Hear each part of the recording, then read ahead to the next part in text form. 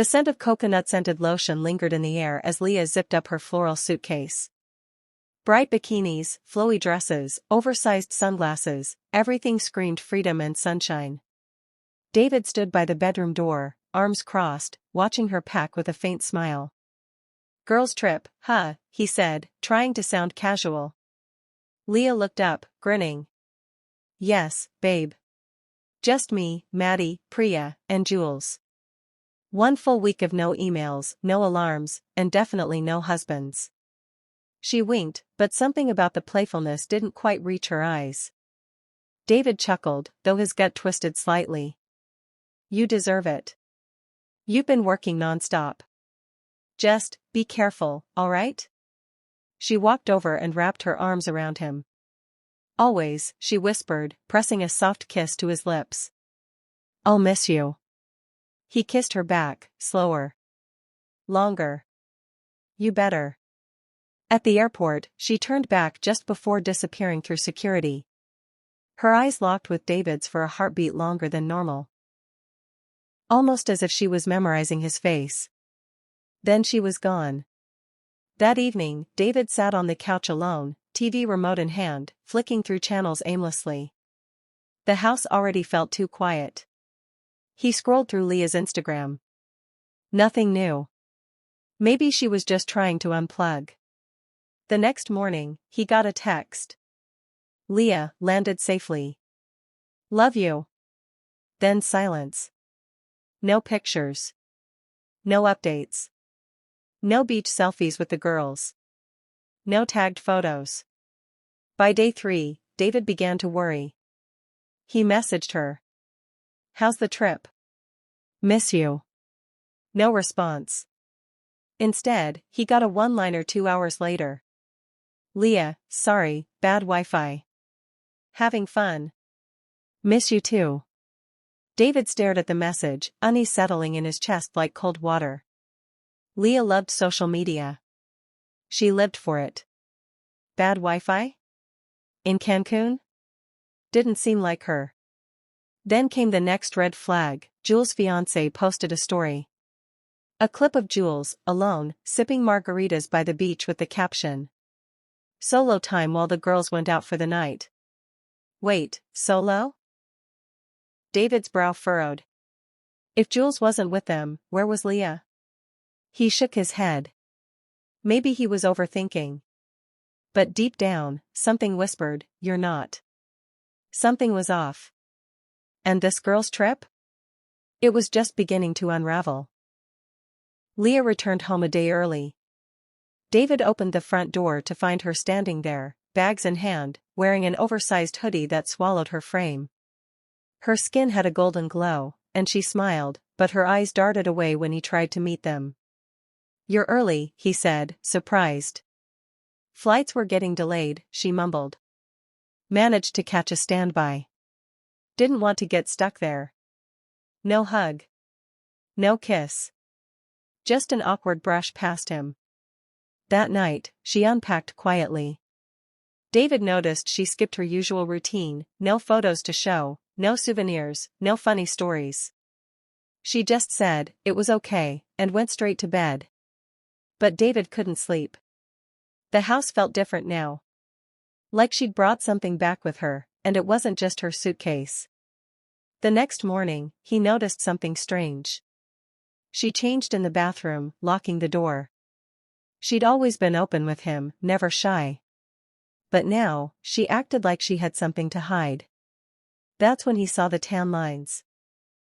Faint, but clear, peeking out under her shirt when she bent down to pick up a sock. That wouldn't be strange, except Leah had told him she stayed mostly indoors at the spa. And then, a week later, she began throwing up. At first, she blamed a bad salad. Then jet lag. But when the nausea didn't stop, David gently asked, "Are you okay? Should we see a doctor?" She snapped. "I'm fine. Stop hovering." David backed off, but something in his chest burned. The woman he knew, soft, warm, open, was being replaced by someone cold, guarded, and scared. He started watching her closer. And what he discovered shattered everything. It started with laundry. David was cleaning out Leah's carry-on when he found it, a folded piece of paper stuffed deep in a zipped pocket. A receipt. From a boutique hotel in Tulum. Room, deluxe ocean view. Guests, 2 adults. Nights, 3.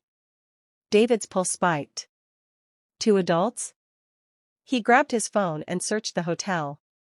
It wasn't a place a group of girls would pick, not unless they wanted romance, privacy, and candlelit beach dinners. He didn't confront her right away. Instead, he messaged Jules. "Hey, hope you're good. Just curious, Leah said you all stayed in Tulum? She mentioned a hotel I can't find." Jules replied too quickly. "Tulum? No, we were in Playa del Carmen the whole time." "Why?" David stared at the screen. Leah had lied. And not just about where she stayed, but about who she was with. He installed a tracker on her phone that night while she showered. The next day, he watched her location ping to a strange address, not her work, not the grocery store, but a condo in the city. Then the phone call came. David picked up her phone by accident when it buzzed on the kitchen table. The screen read, "Spa services." But the voice on the other end was male. "Hey, babe, you okay? You've been quiet." David didn't say a word. The man paused. "Leah? Hello?" David hung up. And everything went dark inside him. That night, David didn't speak a word. He made dinner. Set the table. Smiled. Leah tried to smile back, but it trembled at the corners. She excused herself halfway through, saying she felt nauseous again. He followed quietly. She locked herself in the bathroom, unaware David had left his phone recording near the door. He heard her whisper, "I don't know what to do." He's starting to ask questions. "I can't lie forever, he'll find out the baby isn't his." David froze. Baby? The walls around him might as well have collapsed. He sat alone for nearly an hour, holding his breath, replaying those words over and over. The next morning, Leah came down to breakfast and found him waiting, calm, composed, his phone on the table. "What's that?" she asked. He hit play. Her voice filled the room. "He'll find out the baby isn't his." Leah dropped her coffee mug. It shattered. So did the lie. She didn't deny it. Tears spilled as she confessed. "It was one night.